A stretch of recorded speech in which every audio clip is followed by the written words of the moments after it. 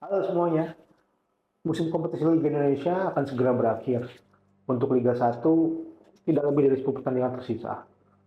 Untuk Liga 2, mungkin ketika video ini naik, kompetisi sudah berakhir atau sudah babak final.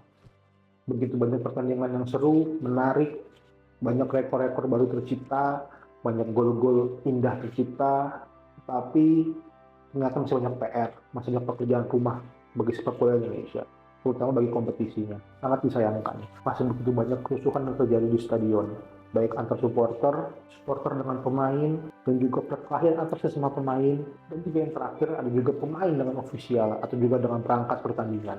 Kerusuhan-kerusuhan di stadion, kami catat ada 7 setidaknya, atau mungkin bisa lebih yang tidak tercatat oleh kami.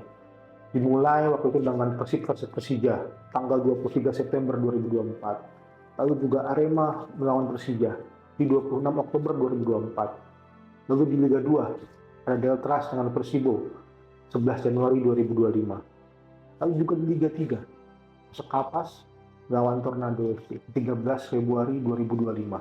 Kemudian juga Persipapati versus Persipura di 13 Februari 2025. Di Liga 1 terakhir, Persija versus Persib, tanggal 16 Februari 2025. Dan yang terakhir di Liga 2 yang paling begitu meramaikan sosial media, Persela versus Persija di tanggal 18 Februari 2025. Hal inilah yang seharusnya bisa diminimalisir.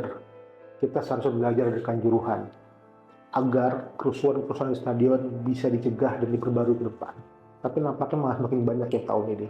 Dan di sini ternyata kita belum benar-benar belajar. Kita harus benar-benar memperbaiki sepak bola kita dari hulu sampai hilir, dari kompetisi, dari grassroots yang bermuara di tim nasional. Dan karena kita PPI, saya ingin menyampaikan sedikit mengenai masalah pemain. Sejak kompetisi dimulai bulan Agustus, tercatat telah 130 putusan komdis menghukum pemain dari Liga 1, Liga 2, Liga 3, bahkan hingga EPA. Ada 40 putusan komdis untuk pemain Liga 1, 30 putusan komdis untuk pemain Liga 2, dan 9 putusan komdis untuk pemain Liga 3. Dan sisanya 43 putusan komdis untuk pemain di EPA. Bermacam-macam jenis hukumannya, tapi menghukum karena tindakan yang melanggar kode disiplin. Pelanggaran-pelanggaran dilakukan oleh pemain diberikan hukuman oleh komdis, tapi nampaknya tidak selaras di sisi pemain, di POV pemain, bahwa masih begitu banyak juga ternyata tunggakan gaji pemain. Tercatat khusus untuk musim ini 2024-2025 ada 80 laporan pemain, ada 4 kasus di Liga 1 dari 4 klub, ada 74 kasus di Liga 2 dari 8 klub, dan ada 2 kasus dari Liga 3 dari 1 klub. Tetapi yang cukup menyenangkan adalah jumlah total tunggakannya mencapai lebih dari 3 miliar 700 juta rupiah, plus beberapa pemain asing mencapai lebih dari 47.000 US dollar. Dan terdapat 153 kasus yang masih mandek di NDRC Indonesia.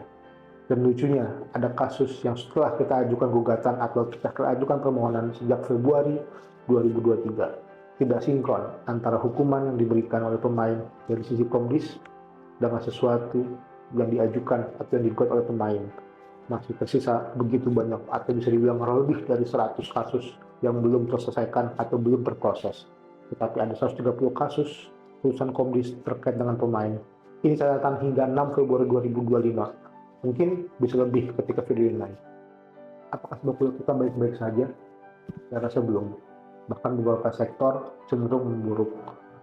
Dan ini harus menjadi pekerjaan kita bersama.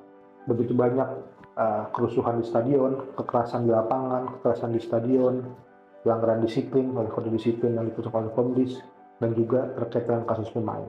Terakhir, kasus pemain 2 tahun terakhir sangat meningkat, baik dari jumlah kasus laporan maupun dari angkanya. Indikasi kami itu karena adanya penambahan kuota asing, tapi nanti tuduhannya pemain lokal nggak bisa bersaing.